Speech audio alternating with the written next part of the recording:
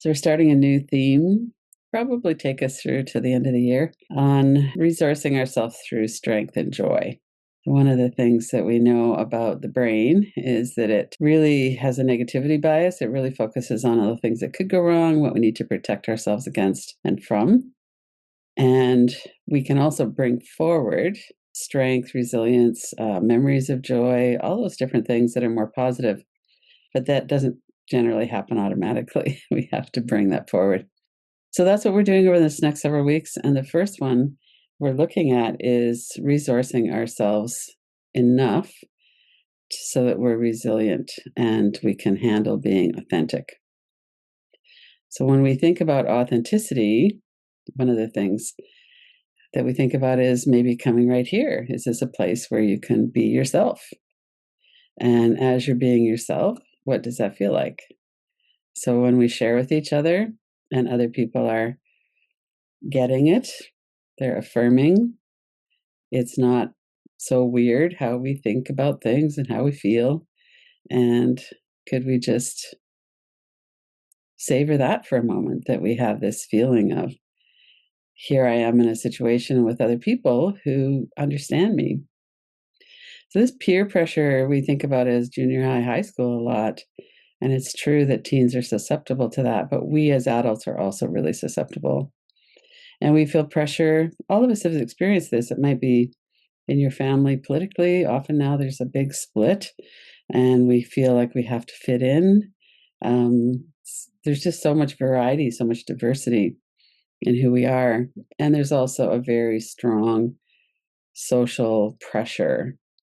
So when we think about ourselves and how we've negotiated authenticity throughout our lifetime, how was that for you when you were a child or a teen? Let's pause here for a moment. So when you think back to, junior high and high can be really difficult for a lot of children in school, but also we can face that at home as well. So when you think about, was I able to develop my own opinions, like books or movies that my parents didn't like or that my peers didn't like? What was your experience generally? And maybe bring in a few specific examples. Were you able to know what you felt? So sometimes this goes quite deep and we just kind of go into getting along or appeasing, and without really stopping to consider, well, is that okay with me? Or do I want to go for this kind of food? I'd kind of like that different kind of food, but it's not okay to say that, or whatever that might be. Did you get bullied or shamed? So let's take a couple of minutes here. Check in with your body. Notice your breath as well. What was your experience and what comes to mind from when you were younger?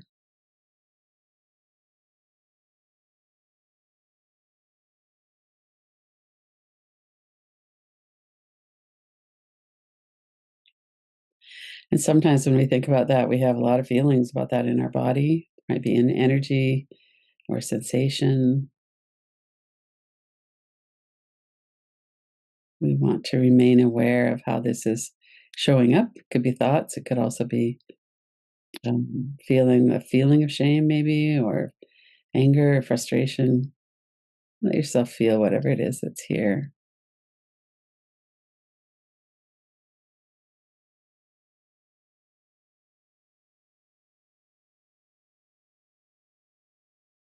And there's two ways we could work with this. One is to go back and comfort that younger self who really felt not able to risk being authentic. And that's something we could do for a moment now, and we could also circle back to as well.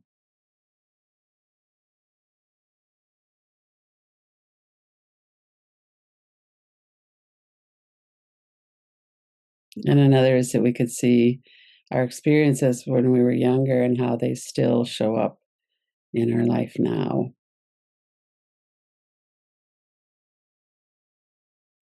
Sometimes I think maybe we're a small sample size here, but a lot of people that I speak to are like, yeah, I was the black sheep in my family and I still am, or maybe the pink sheep if you're queer. But just that there's this feeling sometimes that we don't fit dominant society very well. Um, Maybe there was something, maybe we were neurodiverse, or maybe we were a tomboy if you're a girl, or there's all kinds of ways that we don't fit in. And as we're adults, we tend to have a little bit more ability to find people that we're more similar to.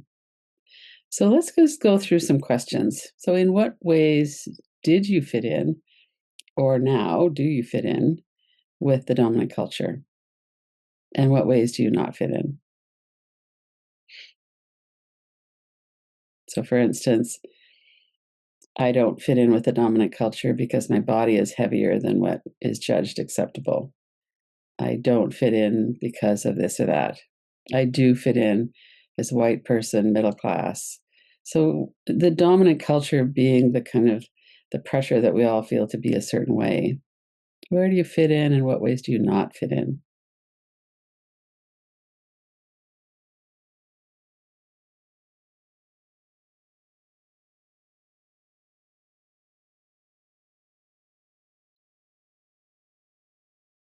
And what subcultures are you a part of? So we have peer groups that are a certain way in junior high and high school, but then what about now?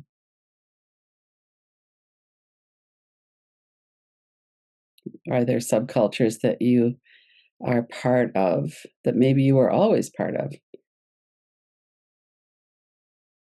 For instance, if you're Indigenous, there's a subculture that is separate and different from white culture for many people. So, what are the subcultures that you're in, and are you in them with your family, or are you in them a different in a different subculture than what your family's in? As a lesbian, I'm in a different subculture in that sense.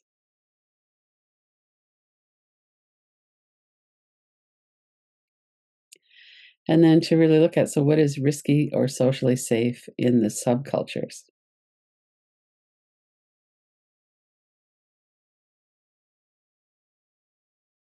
And be specific. I can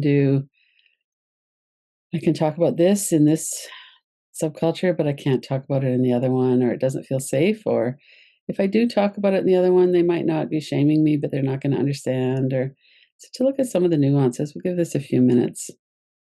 What is risky in the different subcultures you're in, and what is more socially safe?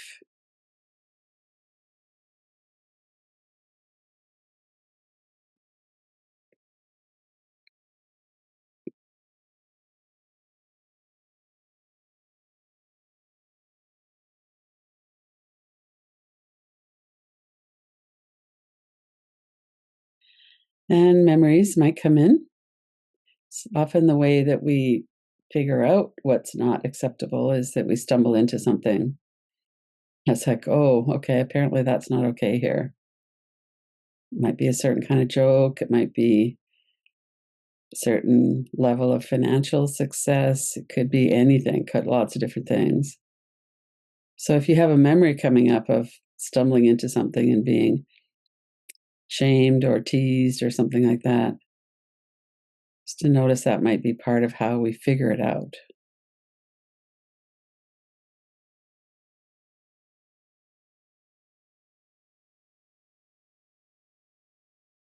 And then as we look at our dominant culture and our subcultures, the variety that we're in, where do you feel accepted?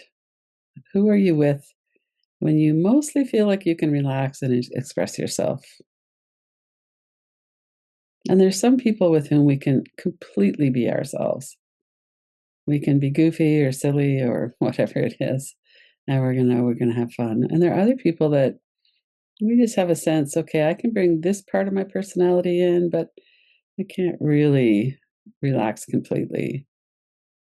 So where do you feel accepted? And then let yourself really feel that in your body as well.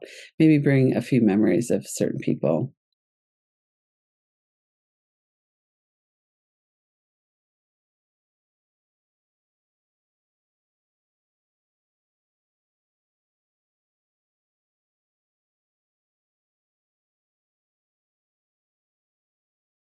And then where is that more difficult for you?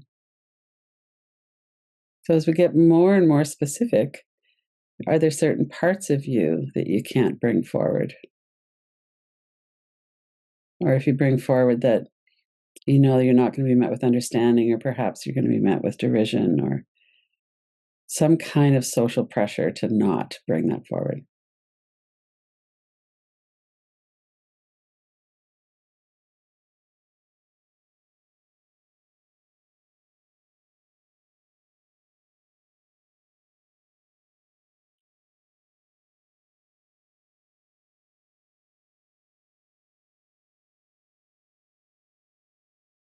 What I found is that in some environments with some people, I can be really be myself in some dimensions of who I am and not in other dimensions.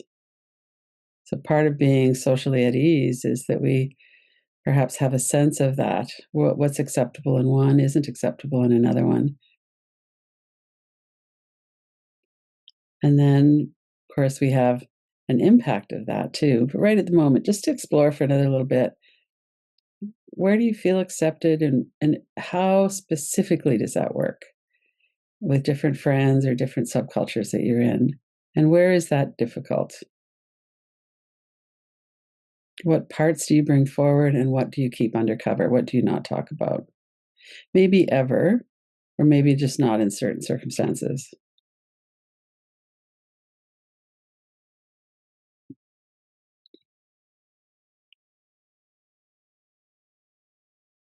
Let yourself breathe.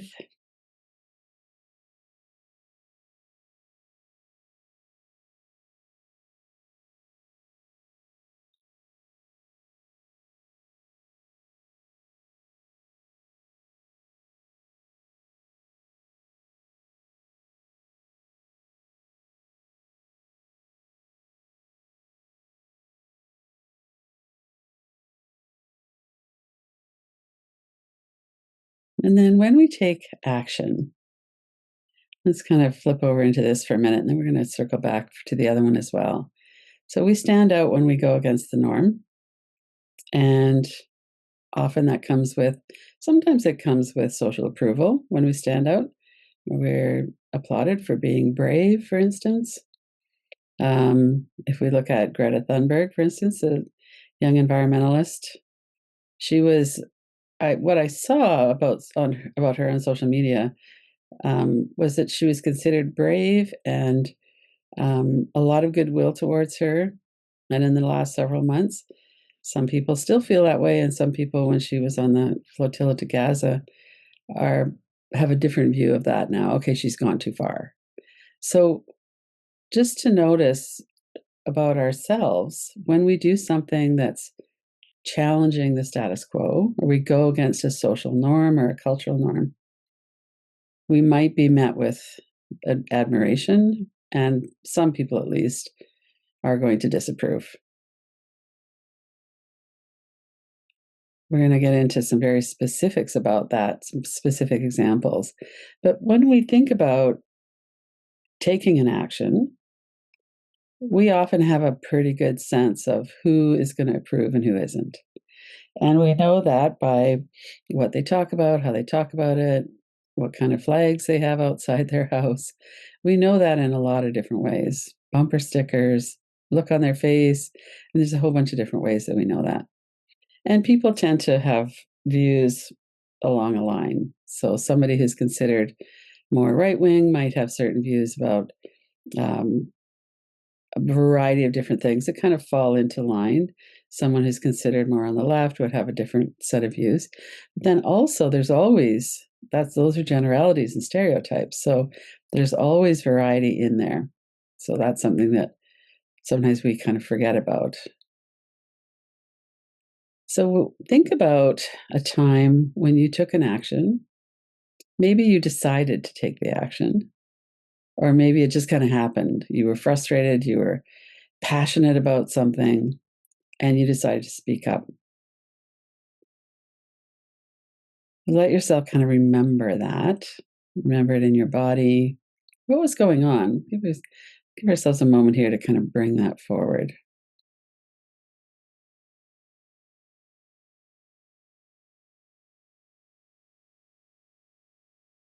So when we express ourselves, how does that feel? And what are the benefits of that? For one thing, it feels good to be honest often, even though we might have a blowback. We're not hiding. What are the benefits and how does that feel when you think about that? Maybe you spoke up for someone who's being bullied. It's like, yeah, that feels more authentic to me.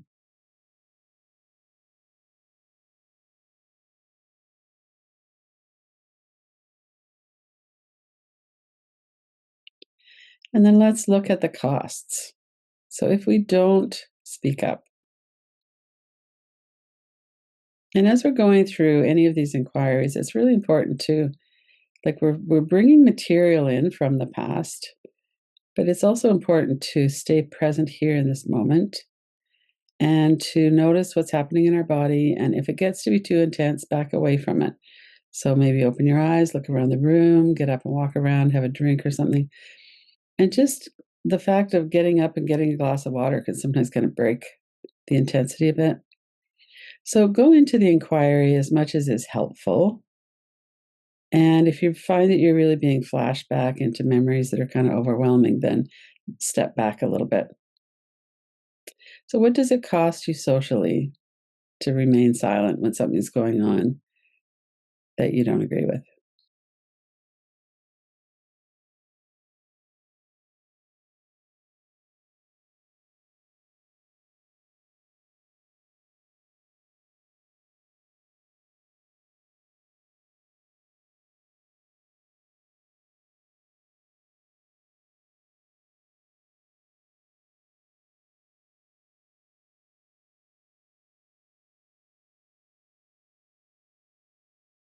And what does it cost you internally if you're silent about something that's important to you?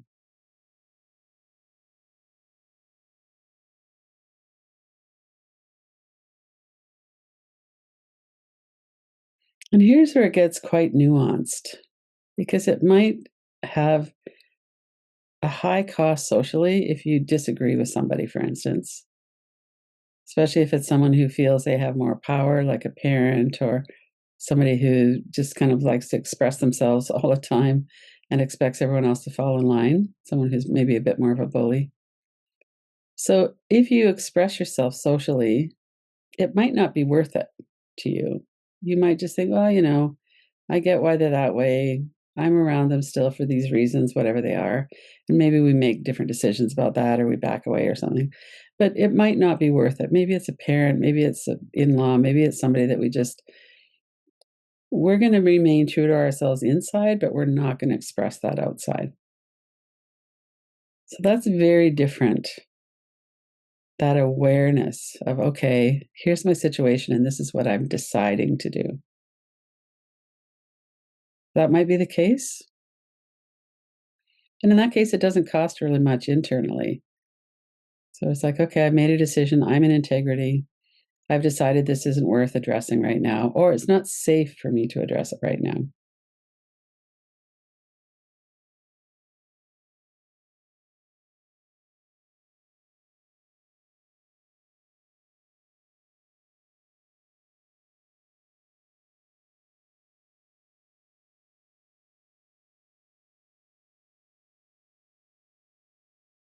Notice your breath. Notice that you're here in this moment doing an inquiry. Notice that we're having insights. It's always good to know more about what's going on inside.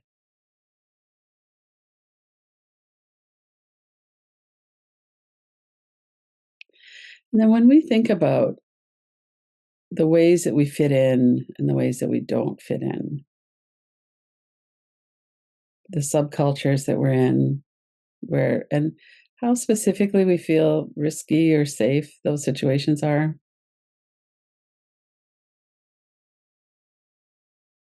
In terms of fitting in and taking social risks, let's get into a specific example of that. Is there a group that you feel like you would like to be a little bit more relaxed in and you're not sure if that's safe? And then let's look and see why. So often there's the through line of, if you had a lot of experiences when you were a teen or a child, of being pressured into feeling a certain way and expressing a certain way, then it might be a safe situation, but you're not reading it as safe because you have a lot of experience of it's too risky. So if there's a situation that's a little bit on the edge, let's take a couple of minutes to explore that. What parts perhaps could I bring forward? Maybe not with those people, but maybe with this person.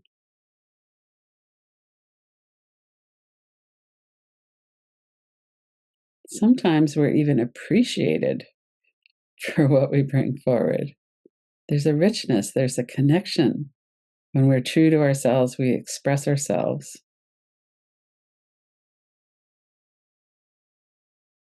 So, is there a situation where you could open up a little bit more and then see what is the impact of that? And then maybe go, oh, that was a mistake. I'm going to come back in. Or, that went okay. Maybe I'm going to try that again, maybe with a different person. Let yourself explore that just a little bit.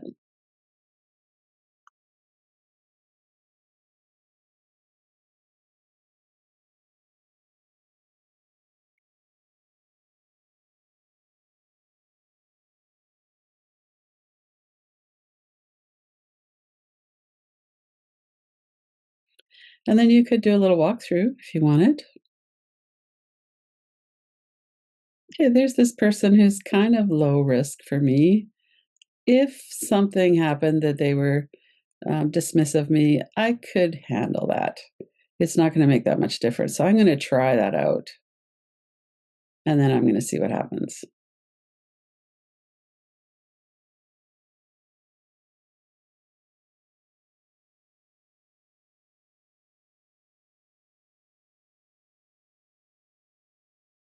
And if it doesn't work out well, maybe make a little contingency plan. What could you do then? So if you see that look on their face, or maybe they start to say something, do you have an out? I stumbled into something with one of my son's neighbors a year or so ago, and as soon as I stumbled into it, I realized, and I went, "Oh, let's stop. I don't want to talk about that with you. I know we have very different views. Let's just not go there." And he was like, "Oh," and I said, "No, really, let's just stop. I don't want to talk about this with you. We don't agree. Let's talk about something we do agree on." And he kind of pulled himself back in, and we did. So I was, I wasn't really thinking it through, but that's part of the issue here is that when we're really edgy and we really don't feel safe, then it takes so much energy to always remain vigilant about not taking the wrong step, not taking a risk. And then we have that internal cost of not really being ourselves. Let's take a couple of minutes just to let all of that absorb in.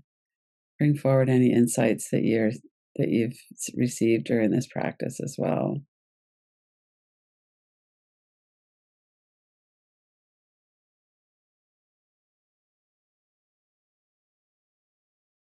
Yeah, we can learn from our experience, very specifically with some people and just generally as well. And sometimes we will receive appreciation. There are some people who actually appreciate us for who we are, and we don't have to tone that down. And those are the people that we really want to know about so that we can move closer to them. Mhm.